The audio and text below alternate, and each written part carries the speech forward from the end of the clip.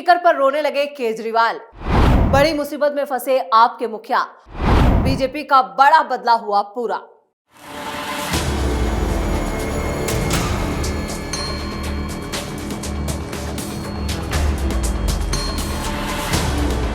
नमस्कार, आप सभी का बहुत बहुत स्वागत है। आप देख रहे हैं स्पेशल स्टोरी। मैं हूं परवीन शेख।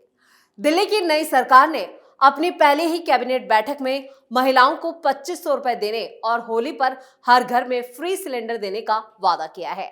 प्रधानमंत्री मोदी ने इस वादे को पूरा करने की घोषणा की थी। अब देखना होगा कि सरकार अपने वादों पर कितना खरा उतरती है।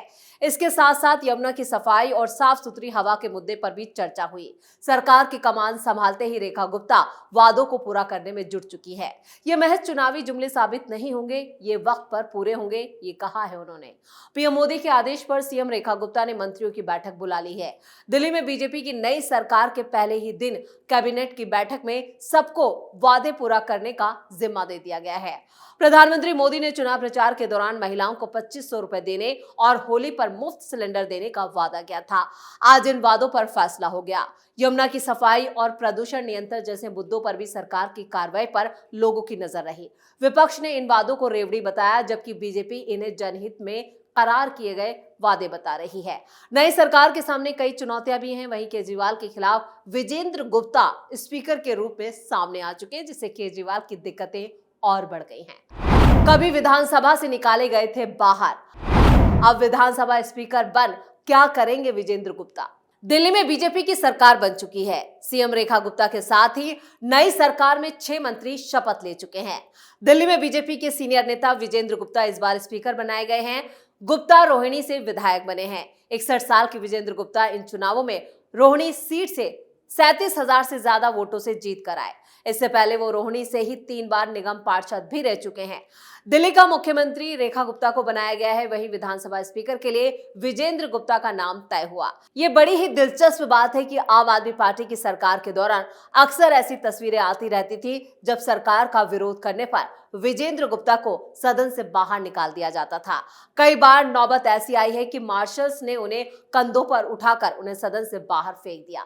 विजेंद्र गुप्ता को एक नहीं बल्कि कई बार सदन से बाहर किया गया।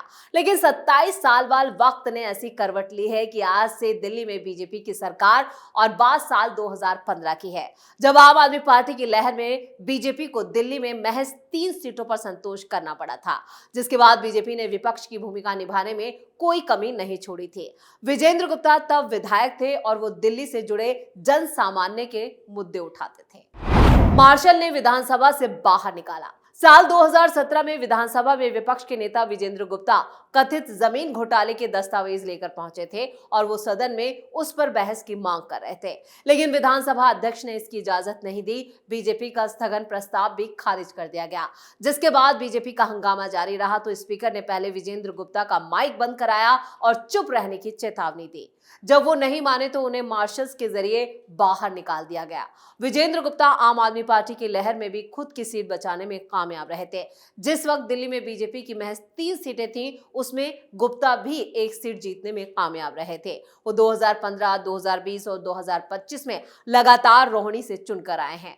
2020 में भी विजेंद्र गुप्ता ने रोहिणी की सीट पर 12,000 से ज्यादा वोटों से जीत हासिल की थी। मीडिया से खास बातचीत में विजेंद्र गुप्ता स्पीकर बनाए जाने से खासे खुश नजर आए और जोश में दिखे।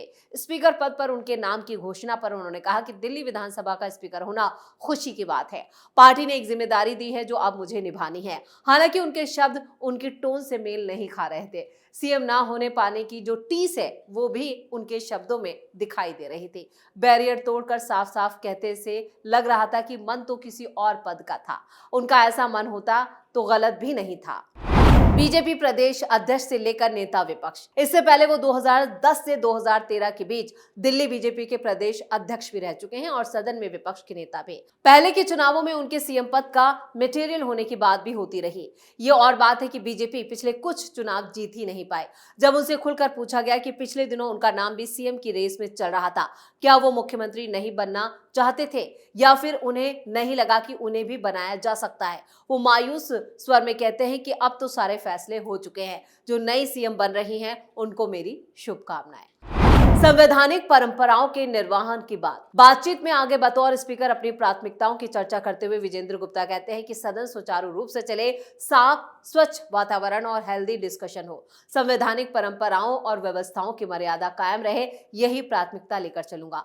विजेंद्र गुप्ता पिछले कई वर्षों से विधानसभा में साक्षी रहे हैं। इस सवाल के जवाब में कि स्पीकर के संबंध में ऐसी कौन सी कमियां देखी जो आप नयापन लाना चाहेंगे, वो कहते हैं कि जो पार्टी अब तक सरकार में थी उसने कभी अपनी जिम्मेदारी का निर्वहन ठीक से नहीं किया। सदन को एक तरह से उन्होंने पंगु बनाया हुआ था। आप पर मर्यादा के उल्लंघन का आरोप। आम आदमी पार्टी ने कभी भी सदन के नियमों, कानूनों और मर्यादाओं का पालन ही नहीं किया। उन्होंने सदन को एक पॉकेट ऑर्गेनाइजेशन बना डाला था। अब भारतीय जनता पार्टी की सरकार है जो सदन की गरिमा को फिर से कायम करेगी। तो पद की गरिमा को दोबारा स्थापित करने के लिए क्या नया करेंगे विजेंद्र गुप्ता? इस पर वो कहते हैं कि पद की शपथ लेकर काम शुरू कर दूंगा और फिर आपको बुलाकर पूरी जानकारी दूंगा। विजेंद्र गुप्ता ने इन चुनावों में केजरीवाल सरकार की हार का मुख्य कारण बताते हुए कहा, उन्होंने जनता के प्रति अपनी जिम्मेदारियों को ईमानदारी से नहीं निभाया, यही उनकी हार की सबसे बड़ी वजह है। शपथ ग्रहण में स्वाति मालीवाल मंच पर। दिल्ली के रामलीला मैदान में गुरुवार को दिल्ली की नई सरकार का शपथ ग्रहण समारोह का आयोजन हुआ। बीजेपी नेता रेखा गुप्ता ने सीएम पद की शपथ ली और उनके साथ प्रवेश वर्मा, आशीष सूद, मनजिंदर सिंह सिरसा, रविंद्र इंद्रराज सिंह, कपिल मिश्रा और पंकज कुमार सिंह सहित कई दूसरे मंत्रियों ने भी शपथ ली। रेखा गुप्ता के शपथ ग्रहण समारोह में आम आदमी पार्टी के राज्यसभा सांसद स्वाति मालीवाल भी पहुंची। स्वाति को समारोह के दौरान मंच पर जगह मिली, जिसका वीडियो अब सामने आ रहा है। स्वाति मालीवाल ने रेखा गुप्ता को दी बधाई। राज्यसभा सांसद स्वाति मालीवाल ने रेखा गुप्ता को मुख्यमंत्री पद के लिए चुने जाने पर बधाई दी थी। उन्होंने कहा था कि रेखा गुप्ता को दिल्ली के नए मुख्यमंत्री चुने जाने पर बहुत बहुत बधाई। आशा करती हूं कि वो दिल्ली की उम्मीदों पर खरा उतरेंगी। इसके बाद गुरुवार को स्वाति मालीवाल ने रेखा गुप्ता का रामलीला मैदान पहुंचकर उनका स्वागत भी किया। केजरीवाल पर साधा निशाना। राज्यसभा सांसद स्वाति मालीवाल ने अरविंद केजरीवाल पर भी निशाना साधा। उन्होंने कहा, ये कितनी शर्मनाक बात है कि अरविंद केजरीवाल ने अपने द्वारा शुरू किए गए आंदोलन को धोखा दिया। वो भ्रष्टाचार के खिलाफ अपनी लड़ाई के साथ सीएम बने और इतना बड़ा आंदोलन शुरू किया। 2016 की सीएजी रिपोर्ट आज तक विधानसभा में पेश नहीं की गई, इसलिए मैं चाहती हूँ कि उन रिपोर्टों को पेश किया जाए, सभी भ्रष्टाचारों का खुलासा किया जाए और सख्त कार्रवाई की जाए। मैं सरकार से अपील करती हूँ कि वो जल्द से जल्द यमुना नदी को साफ करें। ये दुखद है कि पिछले 10 सालों में यमुना एक गंदे नाले में तब्दील हो चुकी है और इसका कायाकल्प करना महत्वपूर्ण है। स्वाति ने किया आप छोड़ने से इनकार। अरविंद केजरीवाल के साथ सार्वजनिक तनाव के बावजूद स्वाति मालीवाल ने पहले ही आम आदमी पार्टी से इस्तीफा देने और अपनी राज्यसभा सीट छोड़ने से साफ इनकार कर दिया। उन्होंने कहा कि मैं आप सांसद हूं और बने रहूंगी सिर्फ इसलिए कि मैं सवाल उठाती हूं, क्या मुझे इस्तीफा दे देना चाहिए? क्यों? मैंने कुछ भी गलत नहीं किया है। तो स्वाति मालीवाल जिस तरह से शपथ ग्रहण में बीजेपी के मंच पर नजर आई, उससे साफ है कि आने वाले दिनों में वो बीजेपी में भी शामिल हो सकती हैं। ये कयास अब और ज्यादा तेज हो चुके हैं। जिस तरह से दिल्ली विधानसभा चुनाव के प्रचार के दौरान स्वाति मालीवाल लगातार केजरीवाल के खिलाफ मोर्चा खोल रखा था उन्होंने और लगातार अभियान चला रही थी और उन जो केजरीवाल के जो हार के कारण है उनमें से एक बड़ा कारण स्वाति मालीवाल को भी बताया जा रहा है, जिससे साफ है कि स्वाति मालीवाल अपनी आने वाली राजनीति में बीजेपी का रुख कर सकती हैं। तो दिल्ली के सीएम के शपथ ग्रहण समारोह जितना भव्य और बड़ा था उसमें सभी लोग शामिल थे, लेकिन वहां पर एक नाम ऐसा भी था जिसने सभी को हैरान किया। वो नाम था यहाँ पर कांग्रेस के प्रदेश अध्यक्ष का। आपको बता दें कि देवेंद्र यादव भी स्वाति मालीवाल के साथ इस मंच पर नजर आए। दोनों आसपास अगल बगल बैठे हुए थे और सभी की नजरें इन्हीं पर टिकी हुई थी।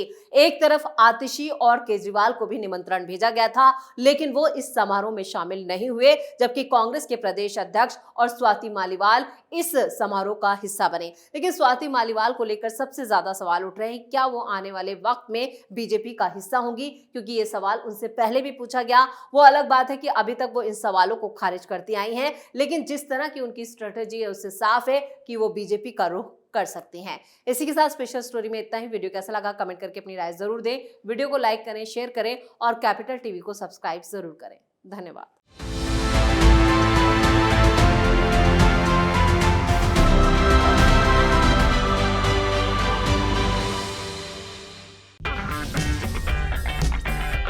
अगर आपको हमारा वीडियो पसंद आया हो तो इसे लाइक करें, हमारे चैनल को सब्सक्राइब करें और हाँ, बेल आइकन दबाना ना भूलें ताकि आप तक हमारे वीडियो की नोटिफिकेशन पहुंचती रहे। आप अपना सुझाव हमें कमेंट बॉक्स में दे सकते हैं। हमारे साथ जुड़ने के लिए शुक्रिया।